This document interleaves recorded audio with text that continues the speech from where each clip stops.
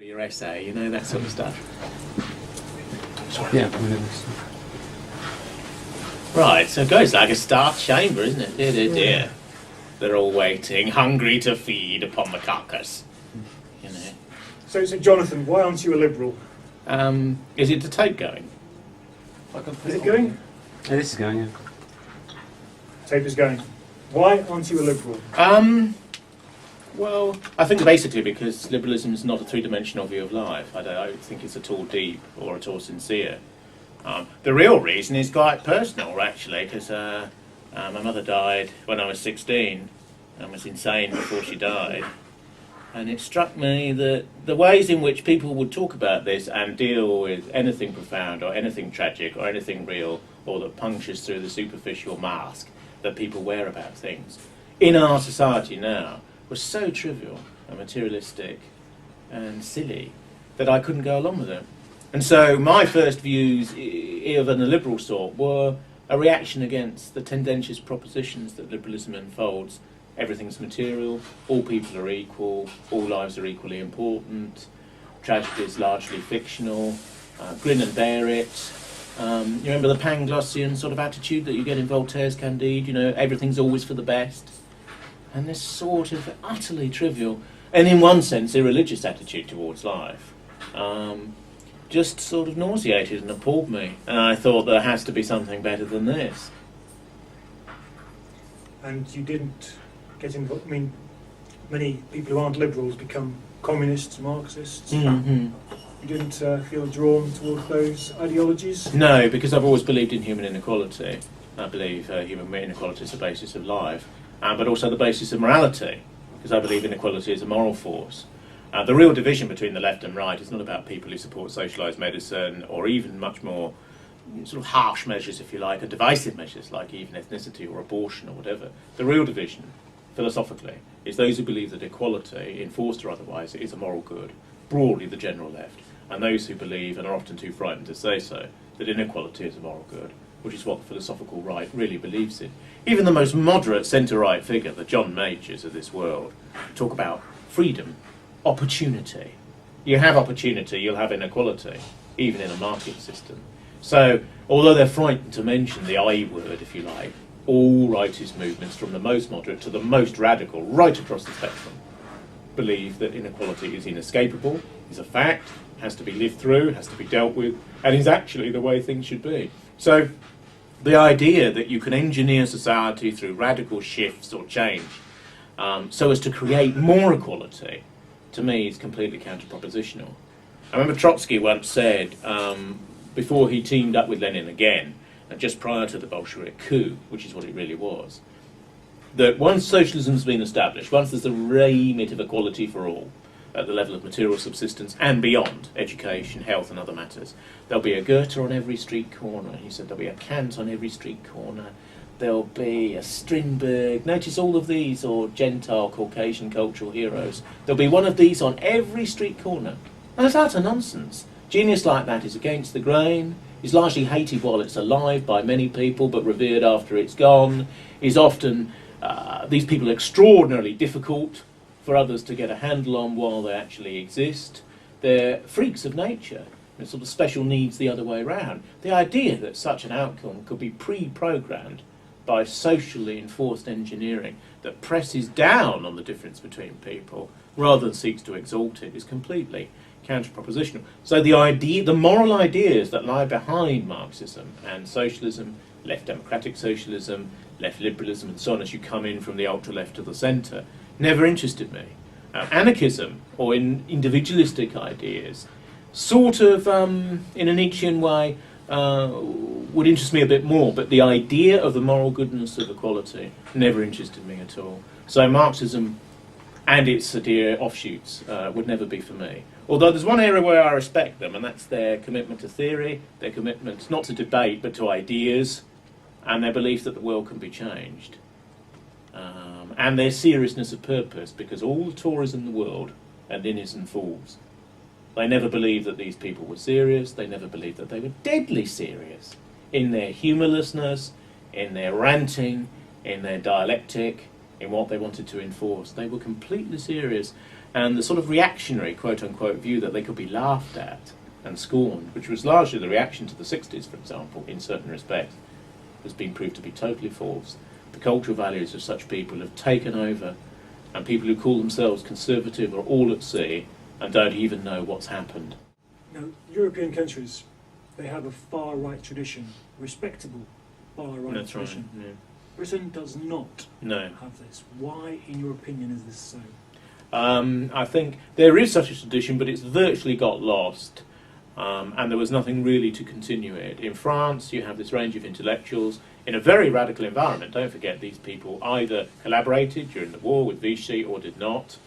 They were either pure nationalists like Maurois, who stayed in his house, and even the resistance couldn't guillotine him at the end of the war because he detested the Germans and didn't collaborate. But most of them did collaborate, and Robert Brasillach was guillotined for collaborating, and Durer La Rochelle committed suicide for collaborating, and so on. But the intellectual tradition in France survived, partly because of a greater degree of intellectual radicalism. You have a culture that teaches philosophy from the age of 6, whereas most British people would be pushed to tell you what philosophy was. Therefore, there's a degree to which you're dealing with a different sort of culturalisation. You also have, extreme leftists become extreme rightists in a way that it's very rare in Britain. It's not an anti-intellectual or Philistine culture at all. It's just it has a different attitude towards intellectuality. It privatised it a long time ago. Intellectuals do what they do over there in this little zone, and as long as they don't cause trouble, you can almost have as much freedom of speech as you want. All these laws that have been passed to prevent freedom of speech, if you put things in an abstract way, no one can touch you. But the masses don't even know what you're talking about. And so you just talk to tiny little groups on your own. But that's a definition of British intellectuality. If you look at the English-British far-right tradition, you have this range of Americans at the early part of the 20th century who come over with the new English sensibility. Canadian-born Wyndham Lewis, you have Ezra Pound, you have T.S. Eliot, they're largely literary figures.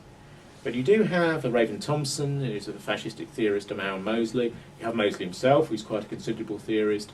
You have people like Bill Hopkins after the war, who's hardly known, but is there and is known of inside the intelligentsia. You have the right edge of the angry young man phenomenon, which is a media-created thing, and is largely synthetic. But in some ways the tradition does sort of die out there. You have Henry Williamson on either side of the war, but after him there's a gap, you see, because there's no really coherent movement. You have the emergence of revisionist historians like David Irving, that's true. David Irving's initially thought to be left-wing, of course. Kimber published The Destruction of Dresden, because traditionally only leftists would decry Allied activities in the war, you see. And that was actually quite a clever move by Irving as well. It's only later people realised the quote-unquote full horror, allegedly. But, yes, there is a gap. But then, of course, how many great intellectual conservatives are there? Oakeshott, Cowling, Scruton, a few sort of intermediate minds, a few literati, like the diarist Alan Clark. Most military historians are conservative, of course, because, they're slightly authoritarian psychologically and like the military.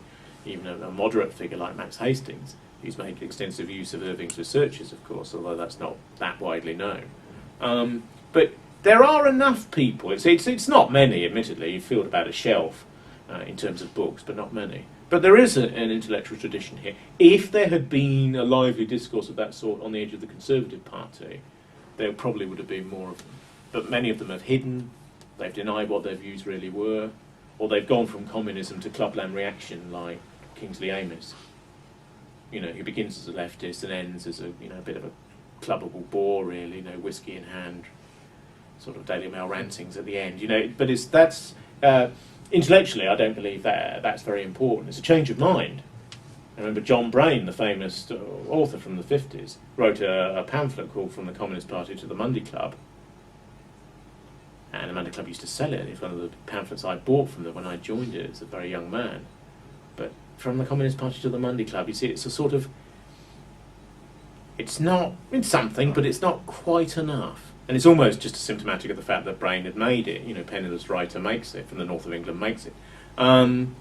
No, it's not enough. I put it down to fear and the jaundiced sort of palsy of conservatism. Conservatives are decent people at one level, but they're afraid. They're terribly afraid. And of what, they're not quite sure, but they know that they're afraid enough not to wish to be unrespectable.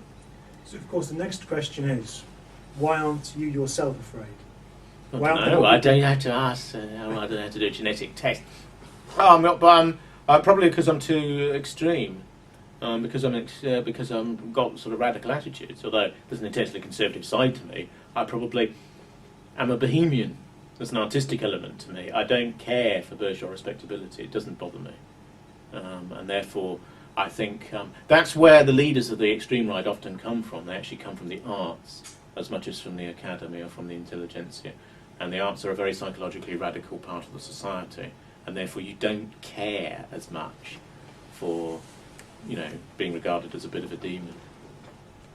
And how can we nurture more of these people? How can we nurture a new radical right? By making it exciting, by making it the oppositional force in the culture, by saying that it's no longer the left, that the left has died, that the history man caricatured by Bradbury and so on in the 70s, based upon a particular Jewish liberal left academic called Laurie Taylor, that's dead now. All that culture, marching with your fist in the air at Essex University, all that sort of stuff, it's all over now.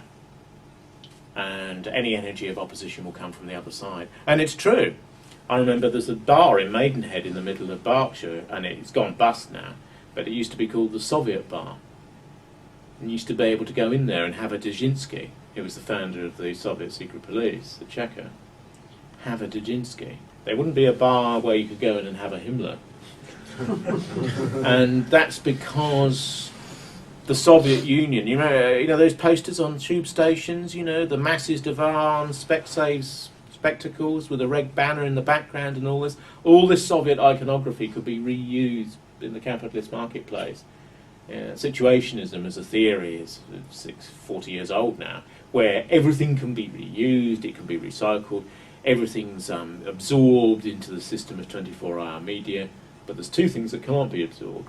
Extreme right and religious fundamentalism, as it's called, can't be absorbed. Those two can't be absorbed. And everything revolves around that. And that makes them very exciting, of course, sometimes for the wrong reasons. But more people will come forward when it becomes the normal oppositional current. But what will change the view isn't fashionability and isn't accessibility, it's morality. For a significant proportion of the generations born after the Second World War, radical right-wing positions are, they believe, instinctually immoral. And only when you break that will you, because that was not thought of before 1939, it was a dissident, but it was another political position. It's not the case afterwards.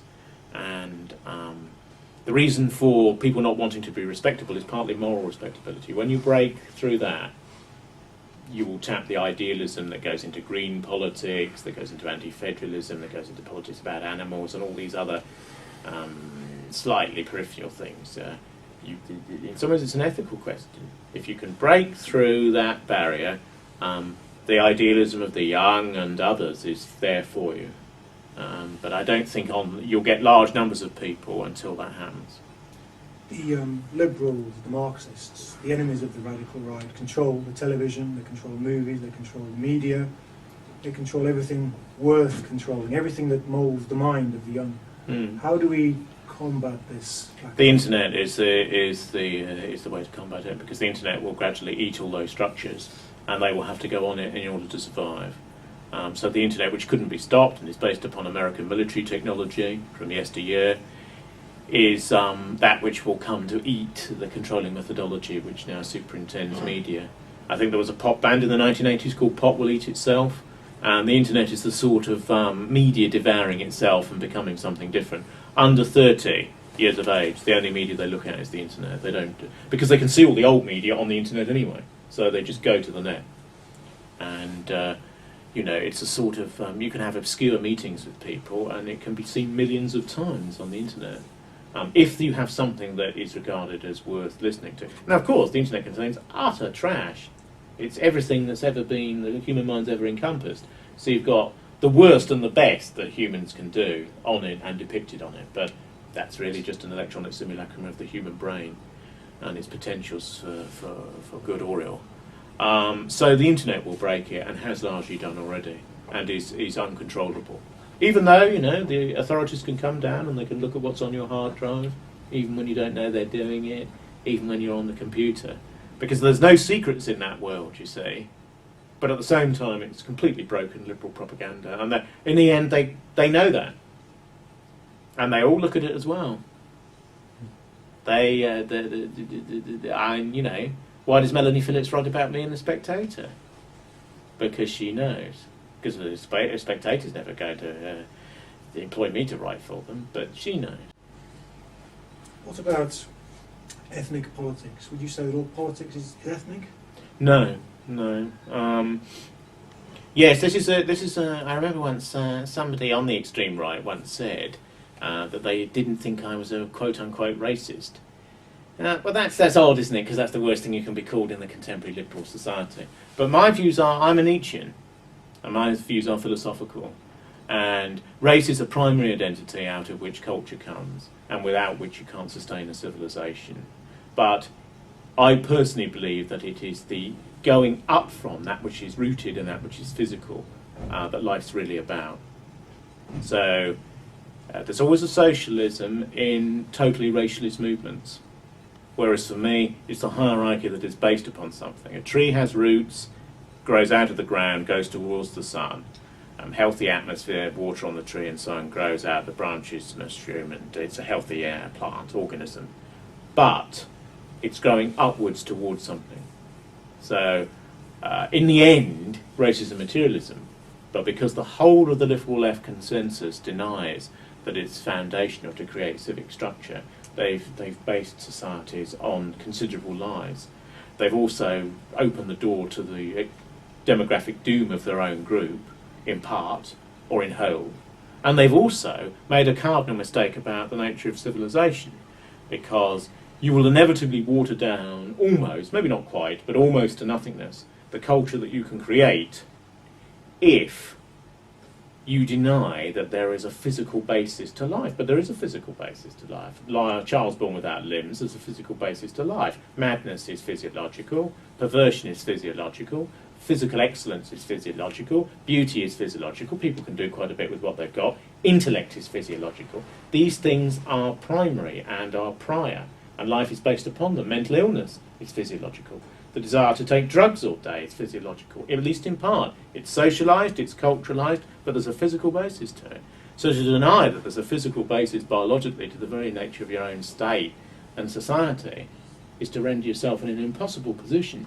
Contemporary Western leaders believe with Obama that you can have a sort of post-racial civilization. You can have an attenuated society of groups that are partly broken down, particularly around the edges, and that always minimise and deny the strength and self-assertiveness of their own cultures if you deny the primal ethnicity that lies underneath it. So everyone can agree just not to differ too much so there won't be conflict, but that's not a civilization. That's just a group-based society where people paddle along and hope to avoid getting into trouble. If current trends continue in Britain, Europe and the world, where do you see the society 30, 40 years from now? What, here just in Britain or more generally? In Britain and then more generally. If there is no... I've always said that it will be the end point if there is an end point, and that's a debate. I don't necessarily believe life has an end point. It certainly had a start, and it has an end in death. Social death is more difficult to determine. Nevertheless, in 40 years, on present trends, if nothing is done at all to reverse things, well, we'll have gone down with a whimper, basically. We'll be a tiny proportion, ethnically and racially, of the society. Liberal mores will have taken over to such a degree that large parts of the intermediate social structure, such as the family and so on, will have collapsed, will have completely collapsed. And there'll be total and utter atomization. And individuals will sort of be alone and bereft. I don't think, though, it can go much further. I think the liberal curve has stopped and is negotiating its recession. But the point is, can other forces emerge to push it back further so that everyone's managing their own decline. I think liberalism's beginning to manage the nature of its own decline as we speak. The point is what replaces it. And deep down, that's a matter, in many ways, of courage. A lot of the problems that face us are ethical, really. Do people have the courage to do things? Can they step out of their own lives? You see, in the past, British people have been very heroic when their establishments ordered them to be. They find it very difficult to self-start. They find it very difficult to stand out. They find it very difficult to stand alone, particularly when they've caught social disapproval. or cultural disapproval or ideological disapproval. There seems to be a great individual heroism in our group, but there seems to be an element of moral timidity and extreme conservatism and conformity. And people are traumatised by liberal ideas and feel they can't stand against them. That's what political correctness is. It's just a grammar that polices people in their own mind. And most people can't get out of that. And until you break that down, other forces won't emerge. You know, many people would like to vote for the far right, but are frightened even of voting for it. They fear that in some way they're sullied, or someone will come for them, or they'll lose their job, or people they know won't like them, and so on. Because a lot of politics is in the mind, and you can frighten people. And liberals I enjoy frightening liberals. You know, I enjoy tormenting them. You know, and putting pins in their bottoms and watching them leap up and down and that sort of thing. It's extremely amusing, and one should play upon their fears, which are very grotesque and quite real. Liberals are very afraid of Islam, militant Islam. Yes, I know. Are they right to be so? Yes, they are actually, because it's a sort of it's illiberalism as a religion. I'm slightly odd, of course, because I don't want the Islamicification of Europe or of this country, but I admire Islam, and I'm known to be slightly dissentient on these things. They should exist in their part of the world. Between Morocco and Indonesia, they have their part of the world. They basically have a sixth of the world. They should keep their bloc. They should keep the Amur. They should keep their potentiality. It's a different way of being human. Most Westerners can't even understand a metaphysical objectivism which is so absolute, and you surrender to the slavery of God's love as the basis of the system.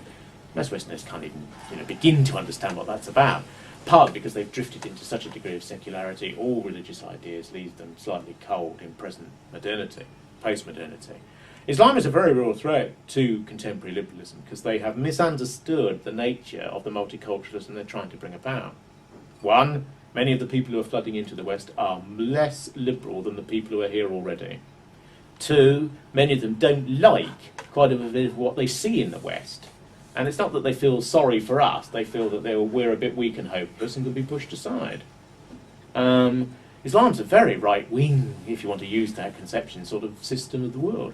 That's why extremist Catholics converted to it after Vatican II. Some fascists and National Socialists converted to it as well, because it's total and absolute. It's not our way. Our civilization is based upon, in my review, a reverse principle of open-mindedness and reflexiveness and the evidentialism of which Lady Reniff speaks and the Socratic tradition. I see Western civilization as primarily, but not exclusively, Greco-Roman, but to me, primarily in the discourse it uses to think about itself. We begin with the view that there are certain absolutes and certain truths, but we are slightly less certain of what they are, and we wish to test them through live struggle, evidence, and so forth. That doesn't mean that there are no truths. It doesn't mean that there aren't things that stand outside life. What's happened is that we've become confused about our own ideas as a civilization, and that's made us autumnal. We're now in danger from other groups because we're hesitant and have lost the convictions which the West has been traditionally based upon. Islam's not really a threat to us because it can't conquer the West from inside. This is my view. It can conquer the West from outside, physically, through violence, through a demographic shift, through militant propagandization, but the West is based on a contrary civilizational ethic, and therefore it can't conquer in here. If you notice that virtually no indigenous people, apart from radical extremists and outsiders, have any interest in it at all. It doesn't attract Westerners, doesn't attract the Western mind. Even people who are interested in it for reasons of religious parallelism or perennialism or discourses of that sort, deep down, hardly ever convert. And if they do, they convert to Sufism, the most open-minded element of it, or they move away very quickly. So it can't come from the inside. It can only conquer from the outside. But of course, if people are weak and broken down, and somebody's stronger than them, they can hold a gun over them. That is true. In what sense do you understand men and women to be different? And in what way should societal and other institutional discrimination reflect those differences? I think life determines the difference. I think it's biological. Male and some females have different brains, therefore wish to socialise and interact even with each other in a completely different way. Deep down, almost everyone understands that. There's always a problem with the proportion of women who are completely capable of doing quite advanced male careers. Do you rip up what society always was in order to facilitate this active, energetic, gifted and militant minority to get their own way. The West has decided to do that. It's made an enormous number of other people rather unhappy, both male and female. 70% of women just want a home-based option, a man and children, despite all the ideology that goes around. But there's still 30% that would want something different. The Western tradition is slightly different to the Asiatic, the Negroid, the Arab, the Eurasian and others. Women have always had more of a stake publicly in Western societies. Germanic tribes, the women often fought behind the men, but the men went first. I'm opposed to feminism, but at the same time there are very gifted women who can do certain public roles. But as long as you ideologise on behalf of what deep down most men and women want, the truth is natural biology will take care of these things. You have to apply immense pressure on the society to get it to act in a counter-propositional and non-biological way. So you have to engage in intense propagandistic efforts through media to try and reverse gender roles and enforce sort of inverted stereotypes on people. If you take all of that off and allow the natural, quote-unquote, political incorrectness of gender roles to proliferate, you'll find that you'll have the odd MI5 chief who's a woman, you'll have the odd judge who's a woman, but broadly speaking you'll have a sort of traditional society where the roles are quite clearly male and female, and deep down no woman respects a man who doesn't think that, although they don't like him saying it. In what ways do you think that the differences between resistance to cultural and political Marxism in the United States and Canada and resistance to cultural and political Marxism in Europe will manifest themselves over the course of the remainder of this century? That's an interesting one. I think in a strange way they'll take the same form, although the societies are in quite different stages of development. I think America's difficult, and America's in a more radical state. It's further into decline, but there's bigger space. There's more chance of a sort of moral rightist resurgence there. There's a lot of energy there. Europe's quite tired, I think, and needs to wake up quite quickly, but can. Yes, that's an interesting one. I think the great difficulty in America is a third political force. If things emerge in America, it will be ideological. Many of the various right-wing books in the 20th century in English have been written by Americans. People like Revelo P. Oliver, Yockey, Lawrence R. Brown. They've contributed quite a lot, and yet their movements have almost been completely marginal. But then you can just by adopting a coherent form of thinking, you can actually change reality quite a bit. But white people essentially come from Europe, and their destiny deep down is in Europe, and therefore Europe is ultimately more important.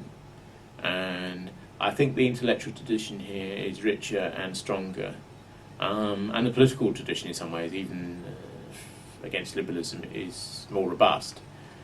So I think that some of the ideas that a successful breakout in Europe may use will come from America.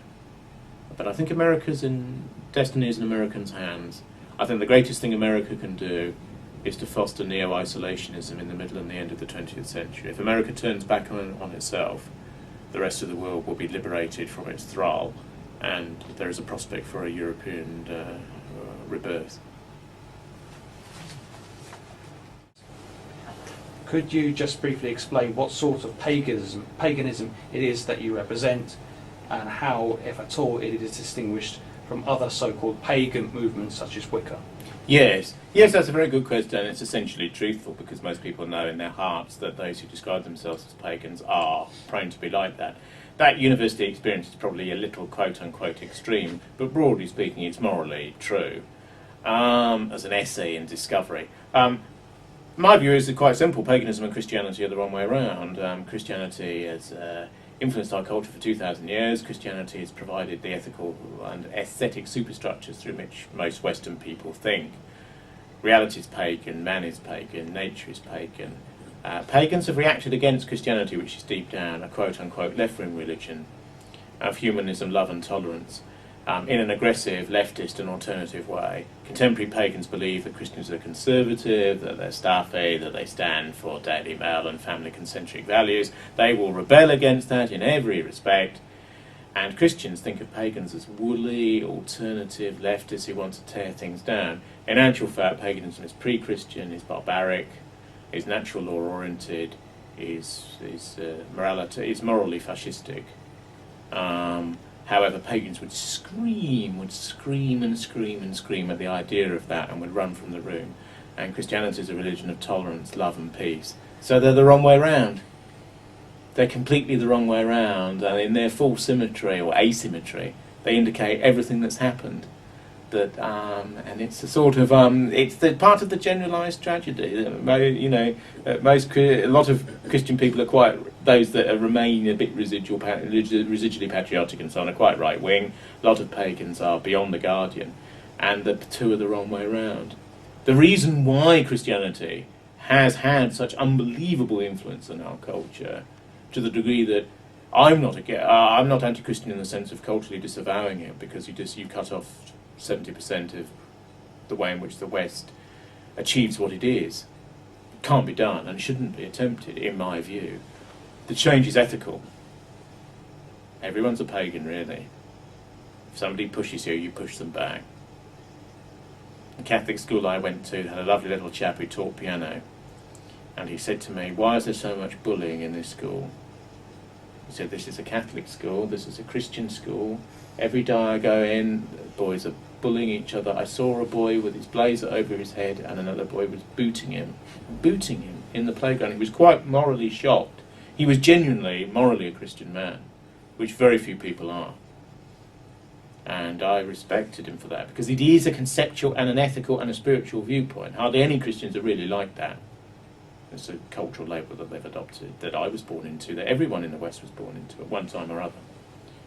And I said to him, because human nature's like the way that they are. It's an all-male school, they're fighting violently amongst each other for hierarchy and supremacy, and it's a test. And he said, "But that's terrible." He said, "That's horrible. That means that we're not that much beyond a guerrilla colony." And I said, "That's life. You have an ideal about how it should be, but it's not how it is." And so these pagans are sort of worse than a travesty, really. It is ridiculous. Although some of their truths, that good and evil go together, that reality is non-dualist, that nature dominates life, that nature has a sacred dimension, those are actually true. But essentially, you've got the leavings and the cultural spastics and that sort of thing all gathered together in one area. Whereas paganism is really about strength and morality and growing towards the sun. And it's not, you don't have to believe in gods and goddesses, they're just the personification of those forces. You don't want to take a break? Now, yeah, I've exhausted you, have you? I've beaten down your questions to the degree you can't take any more. Some more up in them. I never write my speech till I stand up, which is very good, actually. actually. How do you do that? How do you just... you must have some sort of ideas, though. I do, but I sort of... but I like performing, so it's not an effort for me. Although today tired me. Today was quite a... because I was sort of performing, in the performance. It was a sort of performance of a performance, so it was a bit... I felt sort of... But after you do... But I like doing it, I like doing it. I don't have to do it. I'm not one of those pathetic performers, because actors and performers are two types. They're sadist or masochists, really, and I'm a sadist, you see. So whereas most performers are masochists, they're on pills, and everyone must love them. If they have a boo in the audience, they're prostrated for a day, and all this sort of thing. They reinvent themselves each time they go before the camera. Whereas the other polarity is Orson Welles, egomaniac. He believes the world must look at him and so on, and I'm like that. Do you actually 6 coffees? start off with something No. in the head and then you build on from that? Well, I know I'm going to talk about Punch and Judy, but otherwise I don't really know. I know some of the skits, some of the Jewish comedians would call it shtick, the sort of stuff you come out with. I know, because there are routines, Punch is on the ground, the crocodile's eating him, and the doctor comes up. I know those routines, and I'll fit them in somewhere. But no, I don't know what I'm going to do. No, you just get up and do it. I just get up and do it. It's but it's sort of. But I like doing it. You see, it's natural for me to do it. Yeah, It's natural, sort of. isn't it? Whereas most people, they would literally be. They talk about, "Oh, it's nothing. I could do it." They get up there, they'd be utterly terrified. I've seen BNP organisers, great hulking blokes who'd take you apart. I said, there's a bloke, I remember in some Essex meeting, some bikers meeting, they're almost chanting in there, you know. I sometimes think, you know, my father's a very sort of posh bank manager. I'm here in this meeting, I've spoken in some utter dens, you know, and pits. I've spoken in one place in Burnley with barbed wire all over the meeting. And I said to the organiser, why is there so much barbed wire over the sort of the meeting place? And he said, it's to keep the school march on. Right, but he didn't tell me which part of the population he was referring to. Shutters on the windows, you know, and there was one she-bean of a place in South London, Merton or something I spoke at. Good Lord, it was sort of, yeah, he's right, you know, some bloke would get up and say, you know what I mean, and the other bloke would say, I don't agree with that, mate, I think you need sorting out, and they'd almost be fighting in the middle of the meeting, and the organiser would go down and sort of kick them like a dog. He actually dragged one bloke out, hitched him up, you better turn this off actually, hitched him up, and threw him out the meeting saying, get out, you know, you're getting out, boy. You know, it's a beer cellar, you know, it's sort of semi-uncontrollable. And yet you do have a power over them. They listen to you. It's interesting. Because, you know, there's a few heavies there, like Steve and so on, you know, but there's a sort of, you know, but they have a sort of admiration for you in a way, because they want you to say what they can't. That's what it boils down to. Vocabulary. Yes, and they admire you for it as well, because there's also a class love-hate relationship as well, you know, because they sort of the part of them doesn't like you and a part of them adores you, and it sort of the one vies with the other, you know. But then patriotism's the only socialism, really, because it holds people together in their difference, because people are different. This is a follow-up question from the last question about paganism. It's very simple. It's when did you decide to convert to paganism and why? Well, I never really converted to paganism. I mean, there are some orthodox pagans, if you can have such a thing. You probably think I'm not one. But I'm a Nietzschean, and that's a different system. Somebody made this for me, and I like Odinic paganism, sort of as an objectification from my thought of sensibility. Does one believe the gods objectively exist in another realm? Well, the value, you see, religion is a philosophy about life which is sacristic and has rituals in which you partly act out. Therefore, it's just more important because it's made slightly more concrete than ideas, although it's really just based upon ideas. And there are relatively powerful but simple ideas at the crux of all the big religious systems. Most people are born in a system and just accept that and go along with it, as long as it's not too onerous or they feel they can live their life through it properly. I just agree with the ethics of that type of Nordic paganism, which is really how the Vikings lived and how they behaved. I'm less concerned with small groups, which I respect, like the Odinic Rite. But I personally believe that those sorts of things will only ever activate postmodern minorities, and very small ones at that. But no, I think people should identify with what they think that they are, and that their value and the values that they hold. This symbol really means strength, or courage, or masculinity, or the first man, or the first principle of war, or the metaphysics of conflict. So I just think it's a positive system of value. I never really was a Christian. Culturally, I've got great admiration for elements of Christian art, more so than most people who are pagan, who have violently reacted against it. I don't really share that emotionalism, but I don't agree with Christian ethics. I think deep down they've ruined the West, and we're in the state that we are because of them. So, how do you view the works of Julius Evola? Yes, they're In the many counterbalance ways to supplied the Nietzsche. Transcendental element. Yes, and he's sort of that's there's a lot of religious elements in there of a perennialist sort that a lot of modern minds can't accept. You see, Nietzsche's a switchblade. Nearly all people in this society are modern, even if they think they're not. Nietzsche is a modern thinker. Nietzsche is a modernist. Nietzsche can reach the modern mind. Nietzsche is the most right-wing formulation within the modern mind that people can accept. I think if they ever come to somebody like... my view is that people who accept Evola straight out aren't living in the modern world. That's not a criticism, it's a description of where they are. I think if people are to sort of become illiberal, they have to become illiberal first within the modern world. And some people would say you've got to go outside of it, the culture of the ruins and the revolt against the modern world, per se.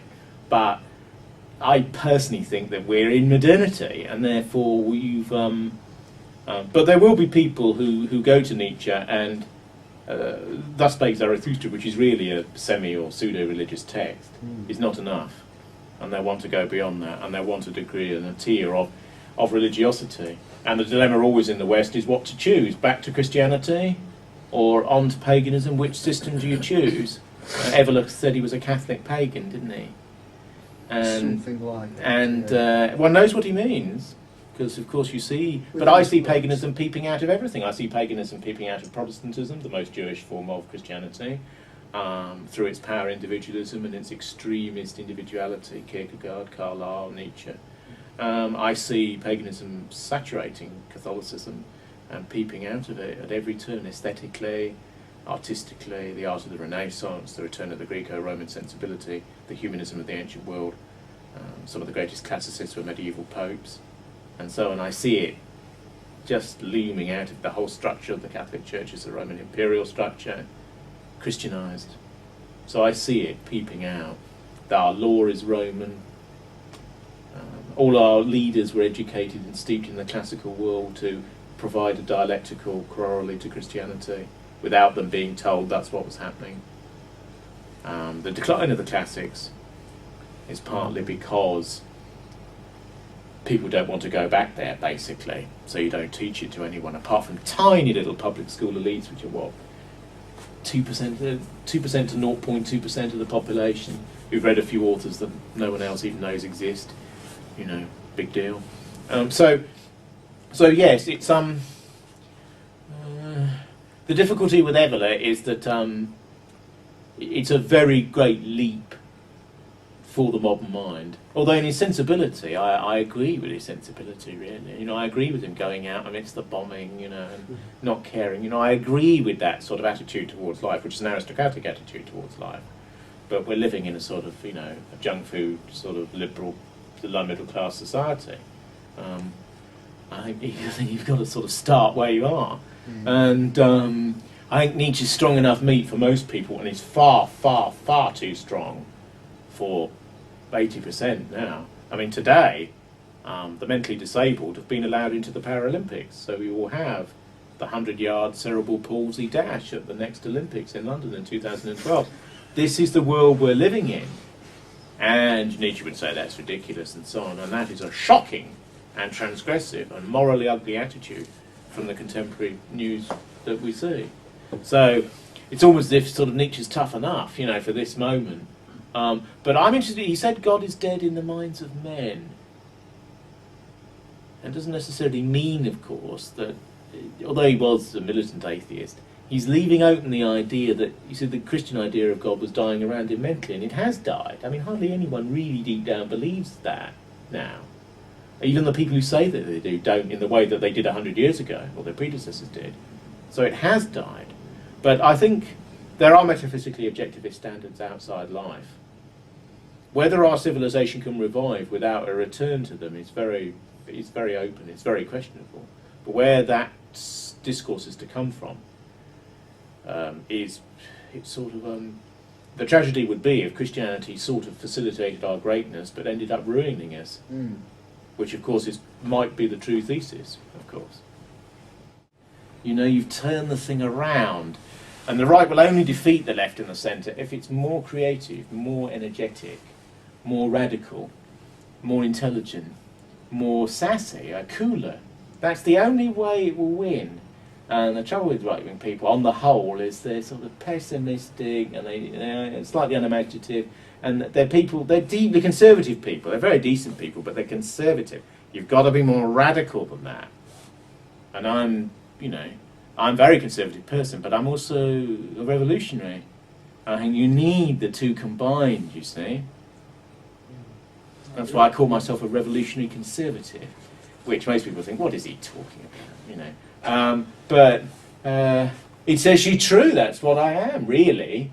And the irony is, when I was in Griffin's party, I was by far one of the most right-wing people in it, and that's not a stupid statement at all. And it was odd, actually. It sort of went from extreme Tory, because when I turned up, many of them thought I'd be an ultra-reactionary in their terms, you see. And I ended up sort of very much, almost an ultra in that party, but in a different way to the others, because they just judge it as the civic nationalists, the populists and the nativists, and the fascists. That's the range within the party, if one speaks honestly. And I didn't entirely fit into any of those categories, actually, but I think it's good not to. Why do people always want to fit into these characters, these boxes that people have marked before they even turned up? I don't see the purpose of all that. You've got to find new syntheses, new ways of doing things, new ways of acting and thinking. And the right did that, you see. It was a totally alternative current from 1880 onwards till about 1920. It was also a countercultural current. The whole of the counterculture in mid-Europe was on that side then. The counterculture we understand now is the one that went fed into the 60s. And the gradual movement through the institutions of the Blair generation is the 60s coming to power. Greg Dyke at the BBC, Blair in government. It'd all been prefigured by people before, but that's the key generation. They're people who are 60 now, who were 20 when it was all kicking off, you know, in the early 1960s. This sort of stuff. A bit different, you know, but that sort of range of age. Brown's right at the edge of it, the age terms. There are younger people still in the cabinet and seeking to replace them, but from other parties. But the 60s revolution is a cultural revolution, not really an economic one. It's a cultural and social revolution, and it has to be reversed or changed. The energy can be taken and changed and moved in a new direction, you see. Everything's about energy. Master it, control it, and you can control the world. Probably a good moment to stop, actually. Right, good. What time is it now? 10 to 11. 10 to Oh, 11. Lord. Yes. So we've got to get Bowden.